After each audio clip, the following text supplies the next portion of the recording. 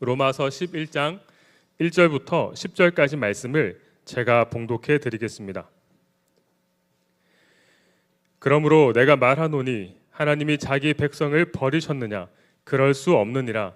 나도 이스라엘인이요 아브라함의 씨에서 난 자요 베냐민 지파라.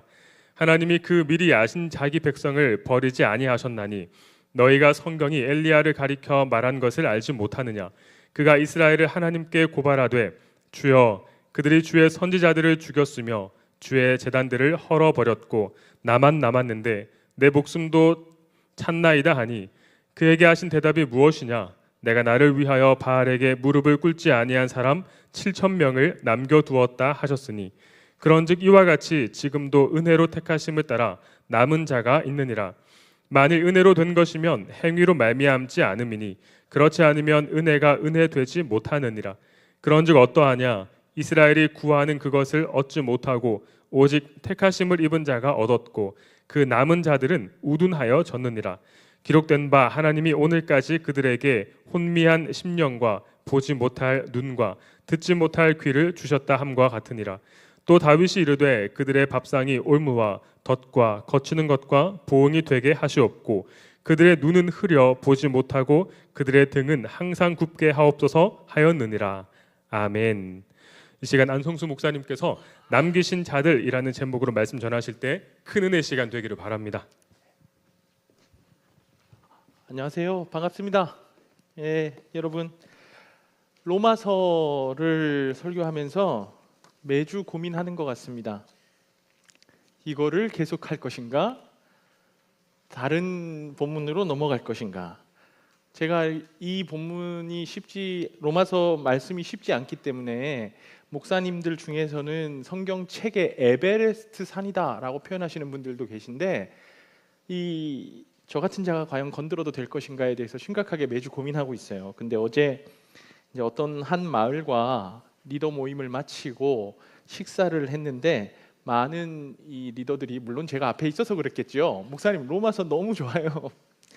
어려운 말씀인데 쉽게 이야기를 해주셔서 진짜 좋습니다라고 해줬습니다. 그래서 오늘 우리가 11장 보고 있는데 16장까지 쉼없이 달려가 보도록 하겠습니다. 자, 여러분 시작합시다. 바울이요 지금 고민이 있어요. 9장부터 여기 11장까지 굉장히 고심하면서 끌고 온 문제가 하나 있습니다. 난제예요. 어려운 문제입니다. 그 문제는 유대인의 구원 문제입니다. 바울 당시에 이스라엘 생각해 보십시오. 바울이 살던 그 당시의 이스라엘은 얼마 전까지 예수님이 계시던 땅이에요. 그 땅 전역에 예수 그리스도의 복음이 퍼졌고 모든 유대인들은 대부분 거의 모든 유대인들은 그리스도의 말씀을 직간접적으로 들은 자들입니다. 더 이상 핑계할 수 없는 자들이죠. 그런 그들이 복음을 거부하고 순종하지 않았습니다. 그럼에도 하나님은 오래 참으시고 끊임없이 유대인들을 위해서 예수 그리스도를 보내심은 물론이고 바울과 사도들을 세우셔서 그리스도의 복음을 전하게 하셨죠. 그런데 유대인들에게 이런 생각이 계속 있었던 거예요. 우리는 하나님의 선택받은 민족이고 우리에게만 하나님께서 율법과 구원을 주셨기 때문에 우리만 하나님의 백성이지 저 이단, 사형수, 예수를 믿는 자들은 모두 구원의 반열 밖에 있는 자들이다. 그런 이스라엘의 교만이 믿기만 하면 누구나 구원을 받을 수 있습니다 라는 예수 그리스도가 이 땅에 오셔서 선포하신 복음을 그들 스스로 거부하게 만들었습니다. 유대인들은 전통을 수호하고 잘 지켰습니다. 순기능도 있었어요. 아주 긴 시간 동안 아브라함의 때부터 지금 이 바울의 시대까지 그들이 전통을 중시했기 때문에 그들의 하나님 주신 율법과 말씀과 전통들을 신앙의 어떤 계승들이 잘 이루어졌습니다. 순기능이에요. 그러나 그 전통 때문에 행위와 자기의라는 감옥이 만들어졌어요. 율법대로 살아라. 우리는 율법을 받은 민족이야. 율법을 지키면서 살아야 하는 민족이야. 야, 죄 봐봐, 죄. 율법에는 저렇게 하지 말라 그랬는데 저 율법 지키지도 않고 저렇게 사는 죄 봐라, 죄. 죄는 안 된다. 행위와 자기의라는 감옥을 만들어서 스스로를 거기 가두게 하는 전통의 역기능도 많이 양산되었습니다. 여러분, 이미 죄로 모두가 완악하고 교만해진 우리의 행위는 어떤 경우에라도 완전한 선으로 나갈 수가 없습니다. 죄에 대한 문제도 해결할 수가 없습니다. 왜냐하면 모두가 다 동일한 죄인이기 때문이죠. 유대인들은 오늘도 내가 한 행위와 겉으로 보이는 표면적인 경건으로 자신의 구원을 얻었다고 생각하면서 자기들의 최선을 다하면서 살아가고 있습니다. 수천 년을 하나님과 함께한 민족, 그들의 조상 아브라함의 때부터, 아니 그 이전부터 성경을 통해서 수많은 스토리와 레거시를 남겼던 민족, 그러나 예수님을 죽이고 복음을 거부한 민족. 이스라엘이 구원을 받을 수 있을까요? 하나님께서 이제 그들을 버리셨나요? 이 질문이 바울에게 계속해서 끊임없이 일어나고 그 질문 때문에 바울이 매우 괴로워하고 있습니다. 바울은 자신의 고륙이자 친척인 유대인들이 복음을 받아들이고 구원을 받는 문제에 대해서 이미 9장부터 큰 근심이라고 말하면서 내가 정말 저주를 받아서 내가 끊어진다 할지라도 그들이 구원을 받았으면 좋겠습니다. 나는 정말 끊어져도 좋으니까 내 동족들이 구원받기를 원합니다 라고 말했습니다. 지금 우리에게도 같은 질문이 주어집니다. 예수 안 믿는 우리 할머니, 끝까지 교회 나오기를 거부하고 있는 우리 오빠, 하나님 제발 우리 동생, 우리 누나가 교회 나오게 해주세요 할 때 그 가족들과 친척들과 절친들, 복음을 거부하고 여전히 나의 삶의 분주함에 갇혀서 완강함으로 사는 그들을 보면서 우리도 같은 질문을 던질 수 있습니다. 하나님께서 그들을 버리셨나요? 전도하는 것에 관심도 없고 그저 왔다 갔다 단순히 교회에 출석하는 것만으로 만족하고 안심하는 사람들은 결코 알 수 없는 마음이에요. 결코 누릴 수 없는 질문입니다. 누군가 간절히 전도하기를 원해봤던 사람만 지금 이 바울의 심정을 조금이나마 공감할 수 있습니다. 하나님, 내 동족 유대인들이 정말 구원받기를 원하는데 그들을 주님 버리셨습니까? 9장부터 여기 11장까지 바울이 지금 이 문제를 끌어안고 고심하며 기록하고 있습니다. 그만큼 유대인들의 구원이 간절하다는 거예요. 그 정도로 유대인들에게 복음이 들어가기를, 그 구원의 복음이 들어가기를 바울이 원한다는 겁니다. 마치 우리가 믿지 않는 부모님, 동생, 오빠, 언니, 형에게 복음이 간절히 들어가기를 원하는 그 마음 그대로 말이죠. 그러니 반복해서 하나님께 이 문제를 가지고 바울이 나오는 거예요. 하나님, 이스라엘이 구원을 받을 수 있을까요? 하나님, 그들을 버리신 건 아니죠? 하나님은 한번 택하시면 끝까지 붙드시는 분이십니다. 누구든지 하나님께 나아오는 자를 손 벌려 기다리시는 분이십니다. 하나님이 구원하신 자들은 구원이 취소될 수 없습니다. 생명의 복음이 우리를 통해서 계속해서 전파되어야 하는 이유입니다. 바울도 그걸 모르지 않았습니다. 그래서 하나님, 그들을, 유대인들을 버리셨나요? 라는 이 질문이 머릿속에서 떠나지 않고 자신을 끊임없이 괴롭히는 가운데 1절에 본인 스스로, 바울 스스로 답변을 내어놓습니다. 하나님이 유대인을 버리셨는가? 그럴 수 없느니라. 하나님은 유대인을 버리지 않으셨어요. 그럴 거면 예수님을 그 땅에 보내실 이유가 없었습니다. 이방인을 위한 사도였지만 바울이 복음을 전한 주 대상은 흩어져 이방에 살던 유대인들이었습니다. 하나님이 유대인들을 버리셨다면 바울을 세우시고 그 이방에 흩어져 살던 유대인들에게 보내실 이유가 없으신 거예요. 하나님은 아직 유대인을 버리지 않으셨습니다. 하나님이 아직 여러분의 아버지, 여러분의 어머니, 여러분의 형, 오빠, 누나, 동생, 언니, 친척들을 버리신 게 아닙니다. 무슨 근거로 그렇게 말할 수 있습니까? 오늘 바울은 네 가지 근거로 이야기해요. 팀 켈러 목사님이 여기 이 본문을 네 가지 근거로 정리를 했는데, 하나님이 아직 유대인을 버리시지 않았다는 증거 첫 번째, 바울 자신입니다. 오늘 본문에서 본문 1절에서 바울이 이렇게 이야기를 해요. 그러므로 내가 말하노니 하나님이 자기 백성을 버리셨느냐? 그럴 수 없느니라. 나도 이스라엘이니요 아브라함의 씨에서 난 자요 베냐민 지파라. 나도 이스라엘 사람이다. 나도 하나님의 약속을 받은 아브라함의 후손이다. 라헬의 소생인 베냐민의 지파다. 유대인 중에 유대인인 나를 부르신 하나님께서 유대인을 버렸다고 말할 수가 없다. 여러분, 가족 구원에 의심이 드십니까? 끝까지 거부하는 친척들을 포기해야 하나 싶으십니까? 하나님이 여러분을 포기하지 않으셨는데 그 복음의 불모지인 우리 가정의 나를 복음 가진 자로 세워두시고 예수 믿게 하셨는데 하나님이 그 사람들을 버리실까요? 그럴 수 없습니다. 아직 소망을 가지고 기도하면서 복음을 전할 이유가 충분한 거죠. 하나님이 아직 유대인을 버리시지 않았다는 증거 두 번째, 선택과 예정입니다. 2절 상반절을 같이 한번 보겠습니다. 2절 상반절입니다. 하나님이 그 미리 아신 자기 백성을 버리지 아니하셨나니. 하나님께서 미리 택하신 자기 백성을 끝까지 버리지 않으십니다.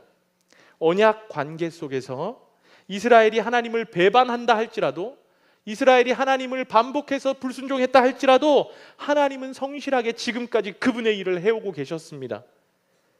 하나님은 뜻하신 바를 반드시 이루시는 분이고, 이 세상 만물이 그분의 뜻 안에서 지음받았고 운영되고 있다면 하나님께서 일찍이, 오늘 본문에서 미리라고 표현되어 있는데, 미리 아신 자들은 결코 믿음에서 떨어질 수 없습니다.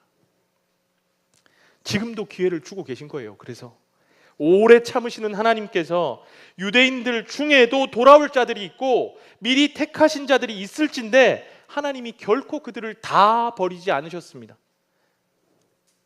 선택과 예정 때문이라도 유대인들을 하나님이 버리셨다라고 말할 수 없는 거죠.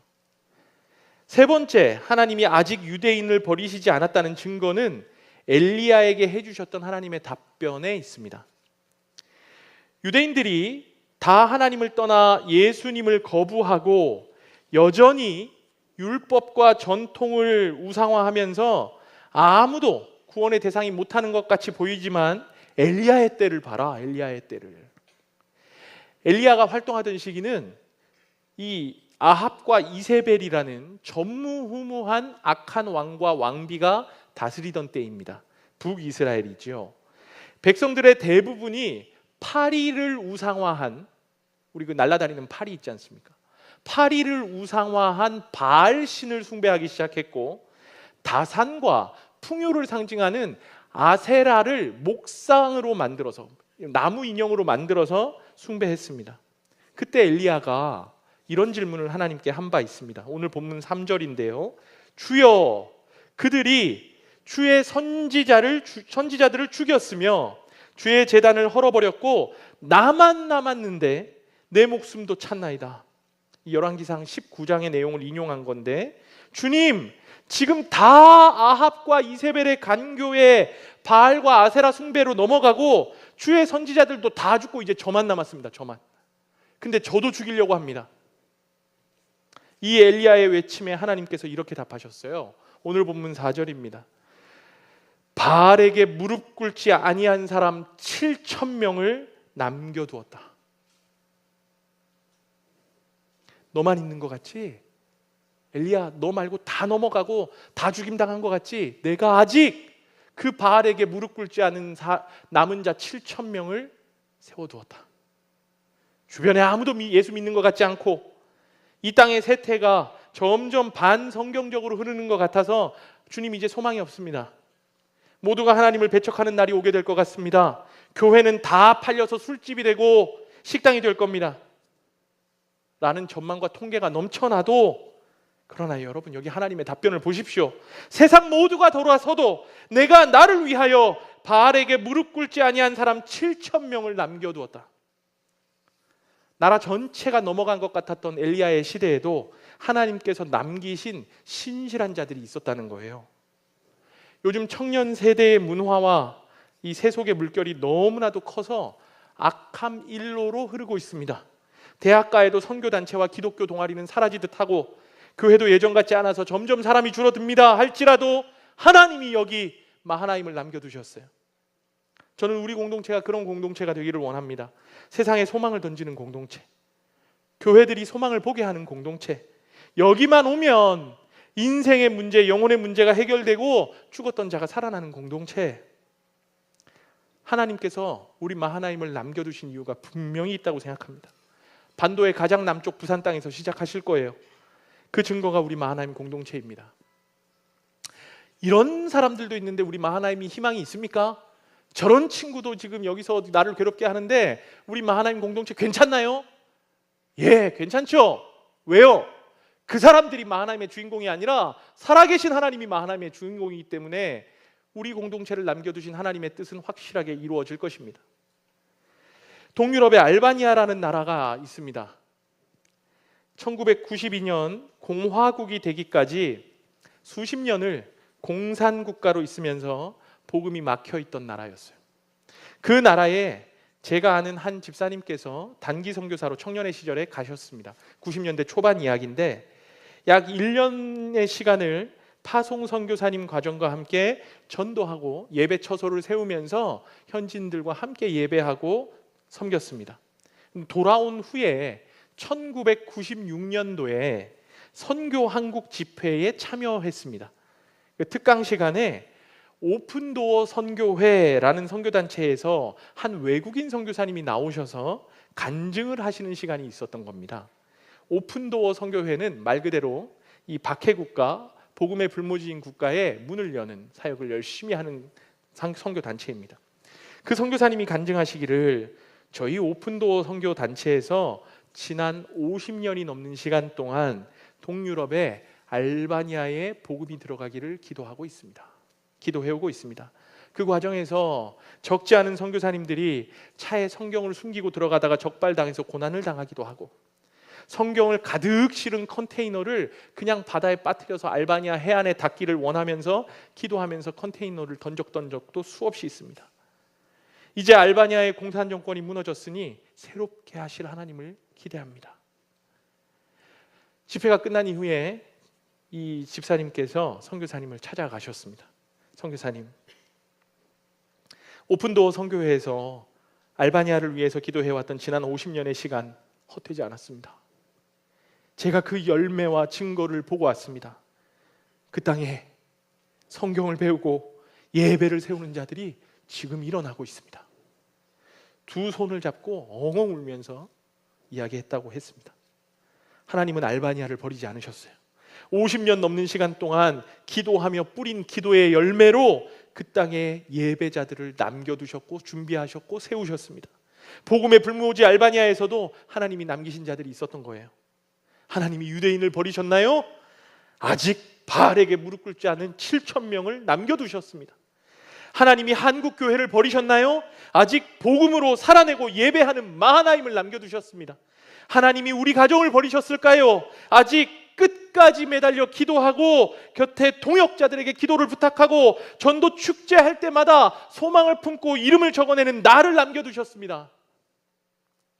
하나님께서 바알에게 무릎 꿇지 않는 7천 명을 남겨두셨대요.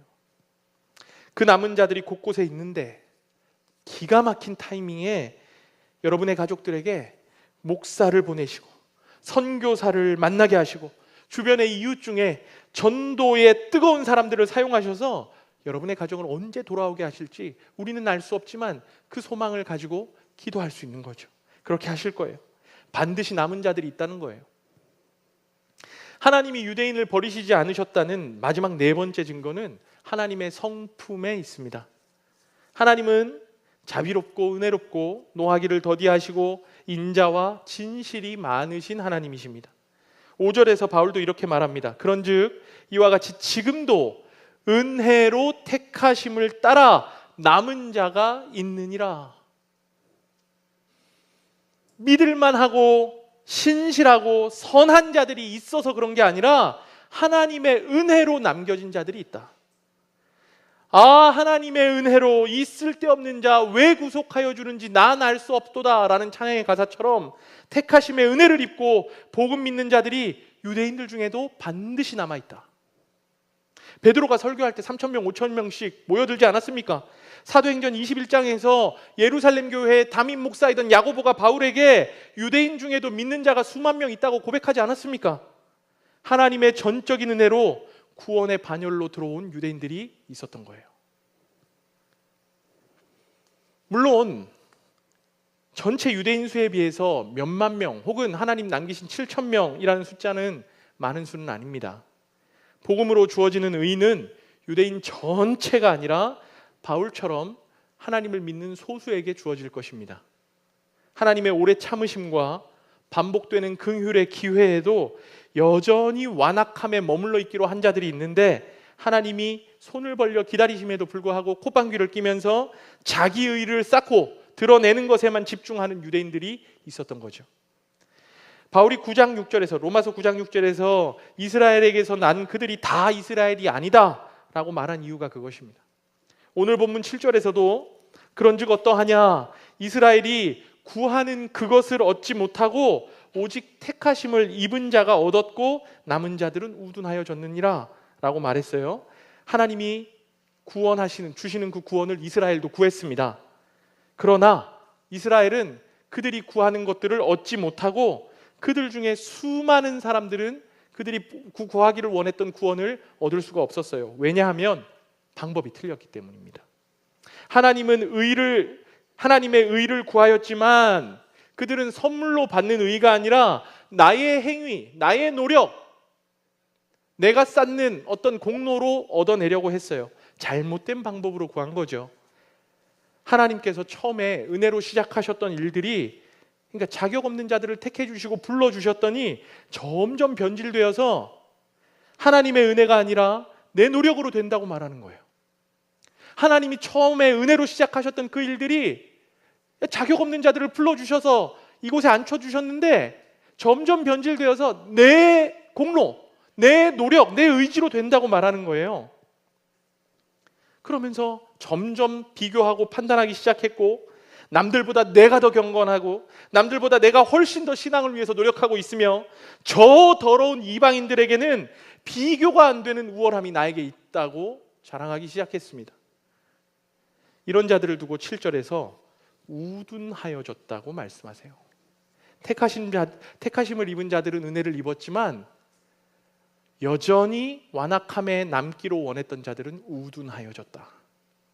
하나님은 이런 우둔함에 빠진 자들을 위해서 예수 그리스도를 보내셨어요. 사도와 바울을 보내시면서 끊임없이 권면하시고 가르쳐 주셨습니다. 그러나 그들이 끝까지 거부하고 우둔함과 완악함으로 살기를 선택했고, 우리가 늘 봐왔던 대로 하나님은 이제 그들을 그 상태 그대로 내버려 두실 거예요.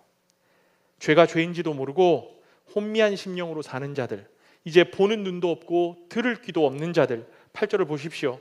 기록된 바 하나님이 오늘까지 그들에게 혼미한 심령과 보지 못할 눈과 듣지 못할 귀를 주셨다 함과 같으니라. 이거 신명기에서 모세가 말했던 내용이거든요. 깨닫는 마음과 보는 눈과 듣는 귀와 오늘 여호와께서 너희에게 주지 않으셨다고. 신명기에서 정탐꾼을 보냈는데 2명은 하나님이 하실 거니까 됩니다. 여호수아 갈렙 이 2명은 하나님이 하실 거니까 됩니다 했고, 나머지 10명은 두렵습니다. 안 될 겁니다. 저희 가면 우리 죽습니다 라고 말했습니다. 그것 때문에 가나안을 목전에 두고 40년을 돌고 돌아 다시 그 가나안 목전에 서서 모세가 이 말씀을 한 거예요. 예전에 우리에게 듣는 귀와 보는 눈을 하나님이 주지 않으셨다.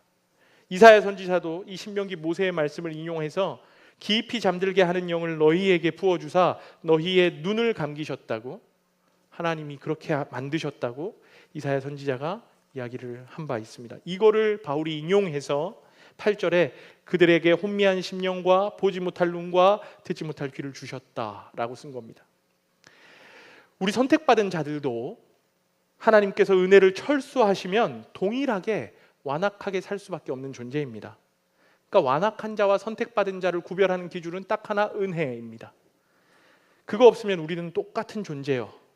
결코 자랑할 수 없는 이유고 우리의 힘과 노력이 아닌 이유입니다. 우리가 한 게 아니에요. 기준은 딱 하나, 은혜입니다. 마지막으로 바울이 9절 10절에서 시편 69편을 인용하여 설명을 합니다. 이 아주 중요한 본문인데 우리 같이 한번 읽어봅시다. 9절 10절 시작.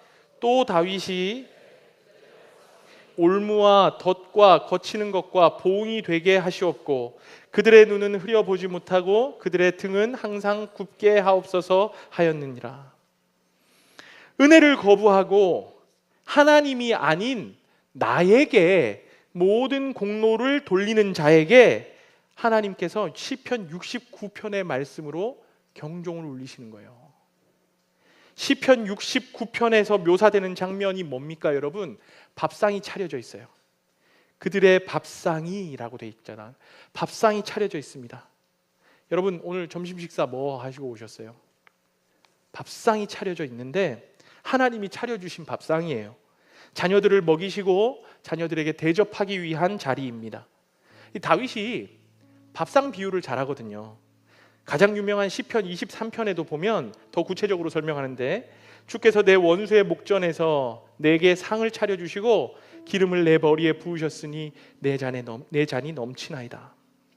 원수들이 우리를 공격하고 참소하고 끌어내리려고 하는 그 순간에도 하나님께서 모든 그 원수들의 공격을 막으시고 따뜻한 밥 한 끼 평안하게 먹을 수 있도록 원수들의 목전에서 밥상을 차려주신 거예요. 우리로 편안하게 대접해 주시고 먹게 해주시는 장면이죠. 여러분 그것이 은혜입니다 라는 말을 다윗이 하고 싶은 거예요. 세상에 여러분 공격하는 사람 많죠. 내 신앙을 흔들고 방해하는 요소들이 너무나도 많죠. 그럼에도 하나님 차려주신 밥상 앞에 앉으면 그 원수들의 목전에서도 아주 편안하게 평화롭게 우리가 대접받고 내가 좋아하는 음식, 맛있는 음식을 먹으면서 즐겁고 좋은 시간을 보낼 수 있다. 그것이 여러분 우리에게 주어진 은혜입니다 라고 다윗이 이야기를 한 겁니다. 오늘 바울이 다시 이 다윗의 표현을 인용하면서 이렇게 말하는 거예요. 다윗에게 말씀하셨던, 다윗이 말했던 그 식사를 하나님께서 오늘 동일하게 준비하시고 우리를 부르셨습니다. 하나님의 사람들이 모여서 누리는 가장 풍성한 밥상이죠. 거기 어떤 사람들이 와 있습니까? 어떤 사람들이 와서 앉아 있어요? 모두 초대권을 선물로 받은 사람들이에요. 선하심과 자비하심으로 초대가 되어서 모두 대가 없이 초대되어 앉아서 먹게 된 자들입니다. 누구나 상관없이 와서 먹으라. 이것이 은혜입니다. 그런데 그 초대된 자들 중에 이 은혜를, 이 밥상의 은혜를 올무와 덫과 거치는 것으로 만드는 자들이 생겨나기 시작했습니다. 아까도 제가 말씀드렸어요. 모두 초대권으로 선물 받아서 이 자리에 와서 은혜를 누리는 사람들인데 누구에게도 자격이나 대가를 묻지 않고 불렀는데 그렇게 와서 먹게 된 자들인데 그 중에 어떤 자들은 야 여기 왜 쟤가 와 있냐? 아니 나처럼 금식하면서 노력하지도 않는 쟤가 왜 여기 와서 앉아서 먹고 있어? 내가 쟤 어떤 애인 줄 아는데 쟤가 어떻게 여기 앉아있지? 야, 쟤 예전에 진짜 별로였는데 저런 애도 와서 앉아서 먹고 있네. 자기도 은혜로 와 있으면서 다른 사람 보고 정죄하고 비교하고 깎아내리면서 식사 자리에 자격을 운운하는 거예요. 밥상의 분위기가 이상해졌어요. 그래서 하나님께서 괜찮아, 그런 자들을 위한 밥상이야. 누구나 와서 은혜로 받고 먹으면 되는 밥상이야 라고 하시고 그것이 복음, 그것이 굿뉴스 라고 말씀해 주셨는데 이 밥상을 차려주신 주인에게 잠시만요 하나님, 그건 아니죠. 저런 기도에 약한 사람도 와서 먹을 수 있나요? 성격 이상한 저 사람도 와서 앉아 있나요? 나랑 안 맞는 저 친구가, 장결자로 있다가 다시 온 지 1년도 안 된 저 형제가 어떻게 여기서 우리랑 같이 밥을 먹습니까? 은혜의 자리가 나를 주장하는 자리가 되어서 도리어 나에게 올무가 되고 덫이 되고 거치는 것이 되어서 우리의 모든 완악함을 드러내는 자리가 되고 말았습니다. 그런 완악한 자들, 자신들이 생각하는 것과 달리 눈이 흐리고 등이 굽어져서 이제 사탄과 악한 영의 대적자들이 마음껏 허리에 올라타기 쉬운 자들이 되었어요. 오늘 우리에게도 여러분, 이 예배는 하나님께서 불러주신 원수들의 목전에서 받는 밥상입니다. 누구나 함께 누리고 함께 먹으면서 은혜를 기억하는 자리입니다. 이 예배의 자리가. 그런 감격의 자리가 내 기준, 내 판단, 네 편 내 편 따지면서 못마땅해야 하고 불편한 자리가 되어 있다면 밥상이 올무와 덫이 되어 완악함에 머물기로 한 그 유대인들과 같은 자리에 앉게 되는 거예요. 사랑하는 여러분, 우리 모두는 가장 큰 은혜로 여기 모여있는 자들입니다. 하나님께서 우리의 한계를 뛰어넘어 일하시고 긍휼과 은혜를 베푸신 결과입니다. 어떻게 나 같은 자가 여기 올 수 있어요? 여러분, 이 예배는 여러분에게 은혜 위에 은혜입니까? 감격이 있습니까? 판단과 자랑으로 나를 드러내는 완악한 자리가 아니라 바알에게 무릎 꿇지 않은 남기신 자들이 모인 예배가 이 예배입니다. 그거 잊으면 안 되는 거예요. 내 생각으로 예배하고 내 판단으로 예배하고 내 기준으로 나눌 수 있는 자리가 아니라는 말이에요. 우리의 예배와 결단이, 여기서 하는 결단이 한 주간의 나의 삶에서도 동일하게 은혜를 찬양하고 노래할 수 있도록 만들어주는 시간이 되어야 할 것입니다. 나 같은 자에게도 부어주신 이 한량없는 은혜가 너무나도 감사하고 감격스러워서 우리를 통해서 가족과 친구와 동료, 주변으로 전달되는 귀한 출발의 자리라는 거예요. 하나님께서 여기 모인 우리를 포함하여 남기신 자들을 통해 세상을 바꾸시고 놀라운 복음의 역사를 예수 그리스도가 오시는 그날까지 이루어 가실 줄로 믿습니다. 우리가 그 도구입니다. 우리 그 자리에 일어나셔서 같이 찬양하고 기도하겠습니다.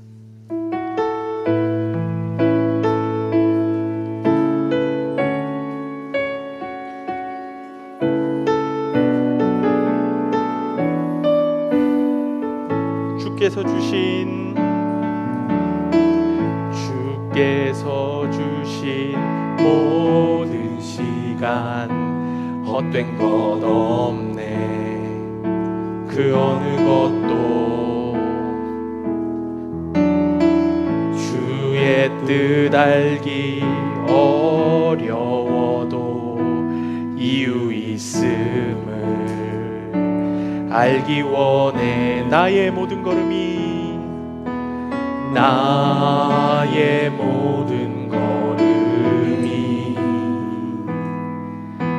주님 안에 있기에 주의 이야기 되네. 주의 이야기 되네. 내 안의 한계를 넘어, 내 안의 한계를 넘어 일하시는 주, 크신 주의 은혜 내 삶을 이끄시네. 인생의 처음과 끝을 주관하시니 내 모든 삶 주님께만 이네. 우리 한 번 더 이 찬양 고백하도록 하겠습니다. 주께서 주신 모든 시간, 주께서 주신 모든 시간 헛된 것 없네. 그 어느 것도 주의 뜻 알기 어려워도 이유 있음을 알길 원해. 나의 모든 걸음이, 나의 모든 걸음이 주님 안에 있기에 주님의 이야기 되네. 주의 이야기 되네.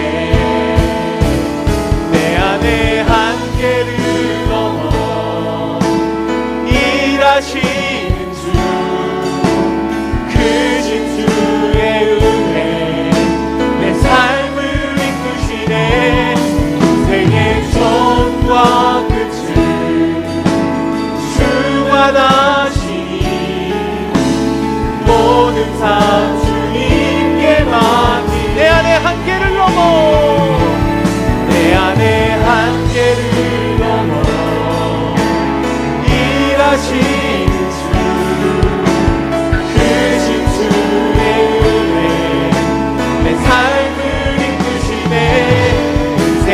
전과 끝을 주관하시니 모든 삶 주님께만 놀라운 사랑 찬양하리라 놀라운 사랑 찬양하리라 우리를 위해 생명 주셨네 놀라운 사랑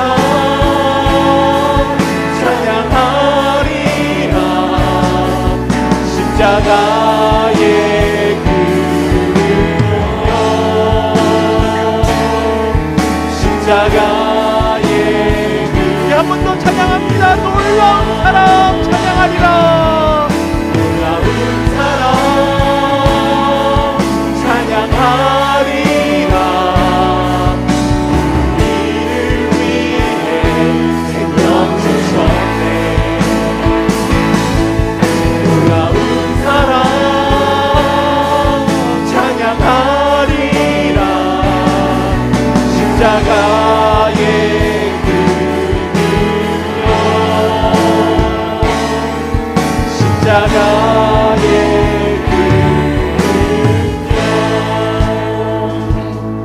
그능력 사랑하는 여러분 우리가 마을끼리 모여있는 거 전도팀으로 섬기는 거 찬양팀으로 함께 모여 찬양하는 거 임원단 하는 거 모두 수단입니다.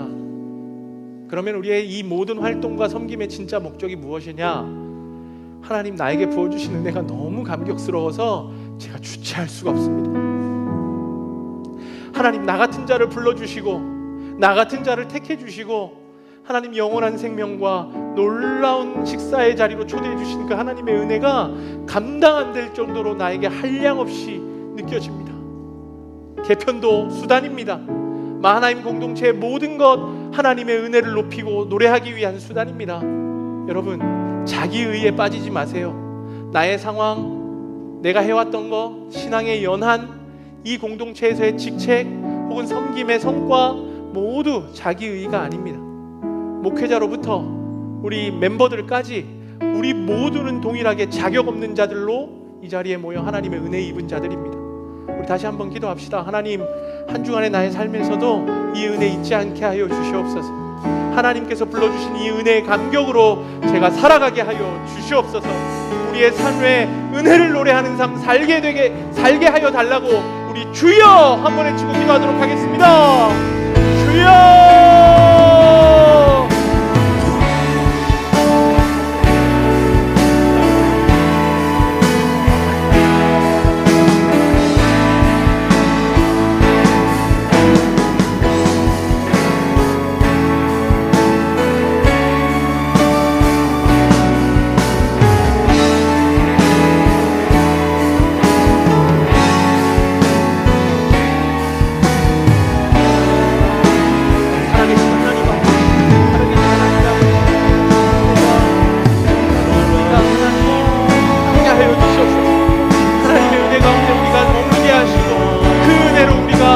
우리의 삶의 모든 순간 삼게 하시고 우리의 삶의 동기가 되게 하시고 하나님 불러주심의 감격과 은혜로 다시 한번 우리가 살아가게 하여 주시옵소서. 하나님 그 영광과 우리가 충만하도록 기도하오니 하나님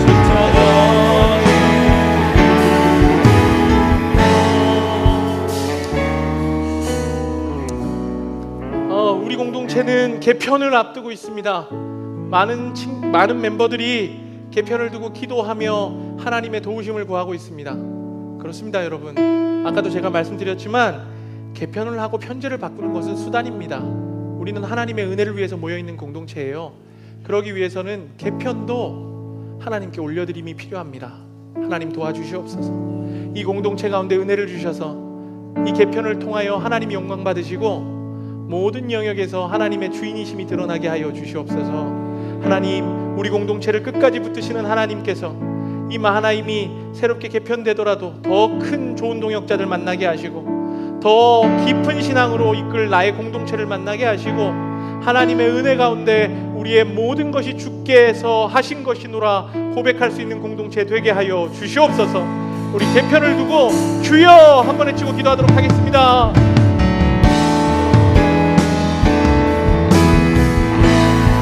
살아계신 하나님 아버지, 살아계신 하나님 아버지, 하나님의 사랑과 은혜 가운데 우리가 개편을 준비하며 기도하고 있습니다.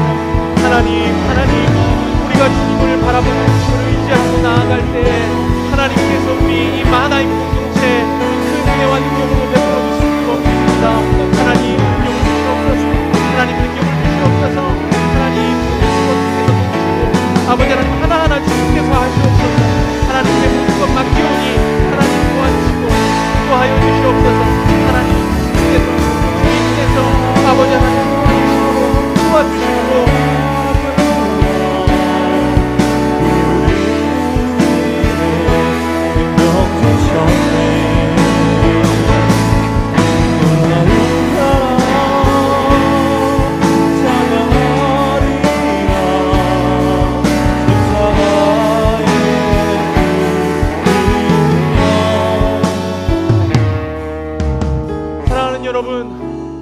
특별히 기도 요청을 좀 드립니다. 초등부에서 유년부에서도 섬기셨고 지금 외국인 예배부에서 섬기시는 우리 조주경 목사님의 아이 은봄이가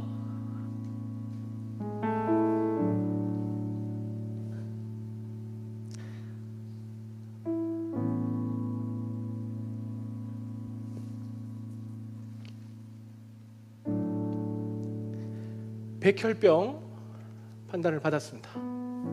월요일에 이제 확정되는 이제 진단 결과가 나올 텐데 의사들도 이제 다 틀릴 확률이 없다고 보고 치료를 시작했다고 합니다. 아주 작은 아이입니다. 아직 세상을 살아가야 할 날들이 국말리인 아이입니다. 하나님, 주의 종의 가정에 예배하고 은혜하기에 부족함 없도록 섬김의 영역에 막히지 않도록 하나님 우리 조주경 목사님의 가정을 붙들어 주시옵소서. 은보미를 회복시켜 주시고 놀랍고 강권적인 역사로 하나님의 기적으로 회복되는 역사, 더 강건하여지는 역사를 이루어 주시옵소서. 또 하나 기도합시다. 우리 공동체에도 건강을 문제로 계속해서 기도하는 지체들이 있습니다. 특별히 결혼을 앞두고 아버지의 건강을 두고 무릎 꿇고 기도하는 자들이 있습니다. 특별히 수술을 한 후에 회복을 두고 기도하는 지체들도 있습니다. 하나님, 우리 마하나임 공동체에도 건강의 문제로 하나님께 간구하고 부르짖는 지체들이 많을진데 하나님 찾아가셔서 회복의 손길을 펼쳐주시고 하나님의 은혜를 맛보게 하여 주시옵소서. 우리 은봉이와 우리 공동체의 모든 건강을 두고 기도하는 지체들을 두고 주여 한번 외치고 기도하도록 하겠습니다. 주여!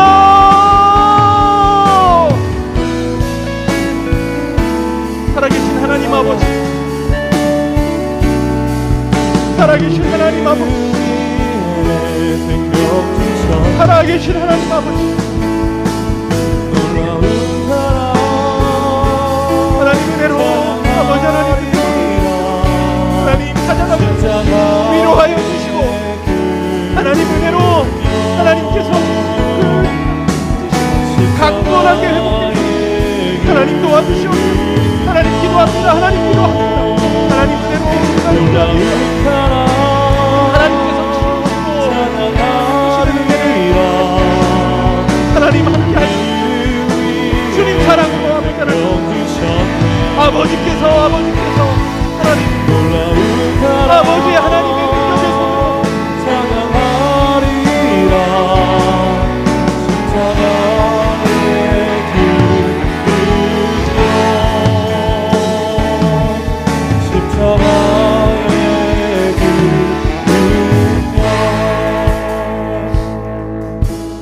우리 마지막으로 지금 있는 마을을 두고 함께 기도합시다. 우리 마하나임 공동체를 두고 기도하는 일이 우리 마을을 두고 기도하는 일입니다. 하나님, 이 마을에서 저를 이렇게 키워주셨고 함께함에 즐거움을 더하셨고 많은 동역자들을 허락하여 주셨는데 하나님, 지금 모인 우리 마을의 모든 동역자들 주를 신실하게 바라보는 예배자 되게 하시고, 개편 후에도 새로운 마을에 잘 적응하여 하나님을 함께 예배하고 바라보는 마하나임으로 서게 하여 주시옵소서.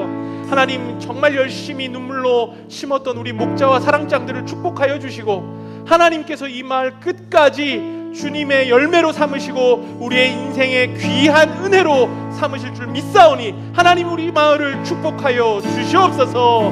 우리 마지막으로 주여 한 번 외치고 기도하도록 하겠습니다. 주여.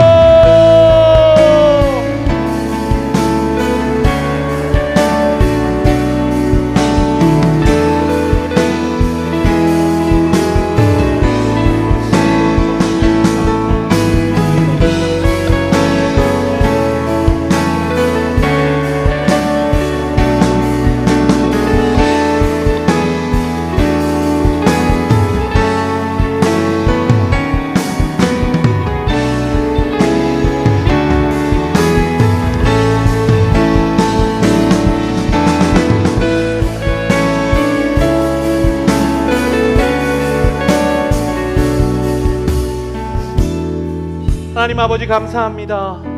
하나님께서 우리를 불러주시고 은혜로 이곳 가운데 함께하게 하셨습니다.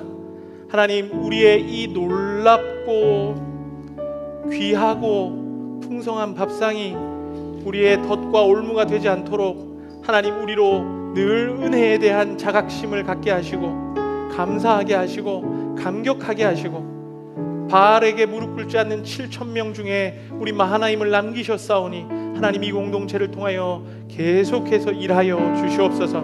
감사합니다. 예수님의 이름으로 기도드립니다.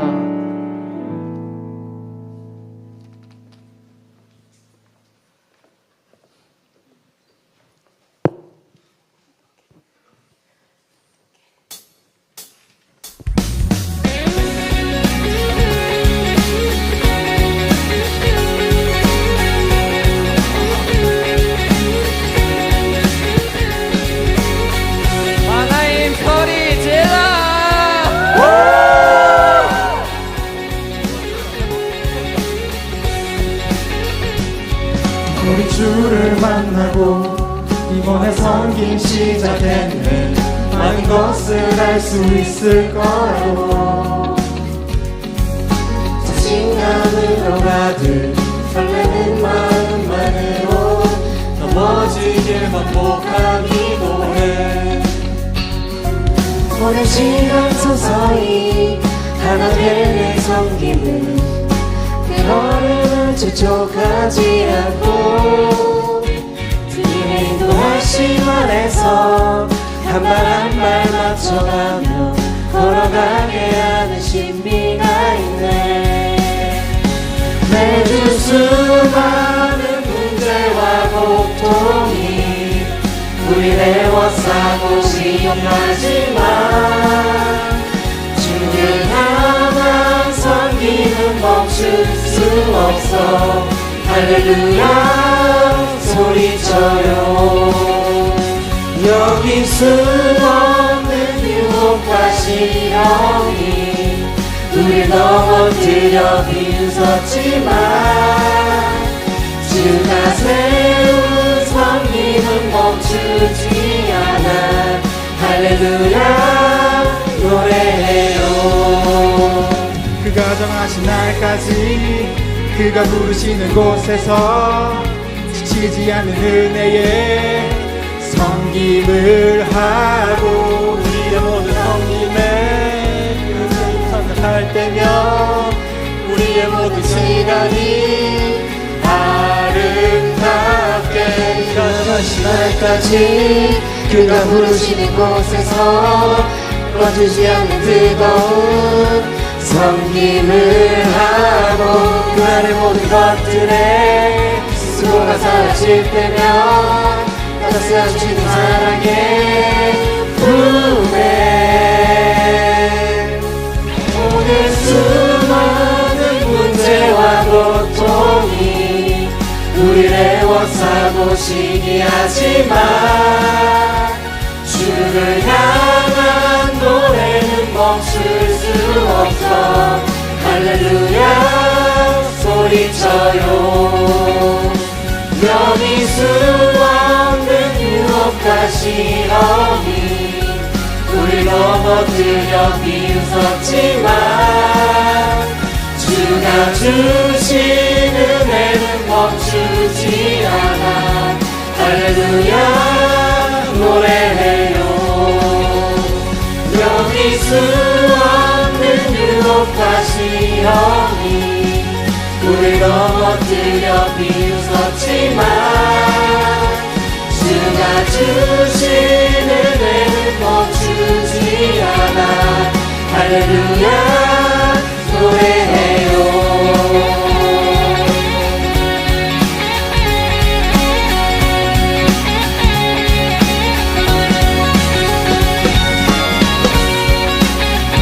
네, 지금까지 11대 팔로였습니다.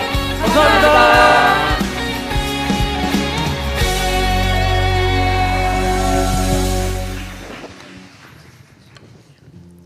예.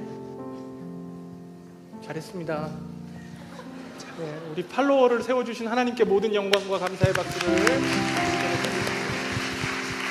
이따가 제가 한 말씀을 드릴 기회가 있을지 모르겠는데 정말 고생했습니다. 1년간 여러분 이 예배가 이렇게 돌아가기까지, 수련회가 진행되기까지, 여러분들의 마을 모임이 문제없이, 리더 모임이 솔기도회가 진행되기까지 뒤에서 다 이 친구들이 열심히 땀을 쏟아 부었습니다. 우리 다시 한번 감사와 사랑의 박수 한번 칩시다. 네, 이제 제가 축도한 후에 임원 이제 이 취임식이 있을 텐데 제가 기도하고 축도하도록 하겠습니다. 하나님 아버지 감사합니다. 물질을 구별하여 하나님께 올려드렸습니다. 우리의 삶의 주인이 돈에 있지 않고 하나님께 있음을 우리가 헌금으로 고백합니다. 하나님, 이렇게 구별하여 드린 물질이 귀한 하나님의 나라에 걸음이 되게 하시고 하나님 필요한 이웃들에게 흘러들어가게 하여 주시옵소서. 주님, 우리 청년들의 일터를 축복하여 주시고 가정의 경제를 주님께서 채워주시고 모든 영역에서 하나님의 도우심을 경험하게 하여 주시옵소서. 감사합니다. 예수님의 이름으로 기도드립니다. 아멘. 주 예수 그리스도의 은혜와 하나님의 사랑과 성령의 교통하심이 은혜로 남은 자로 이 땅 가운데서 하나님의 복음을 전파하고 주님의 빛으로 살기로 작정하는 우리 마하나임 모든 멤버들의 머리 위에 오늘로써 퇴임하고 1년간의 수고를 다시 한번 하나님께 올려드리기를 소망하는 우리 11대 팔로워 임원단 위에 이제로부터 영원토록 함께 있을지어다. 아멘.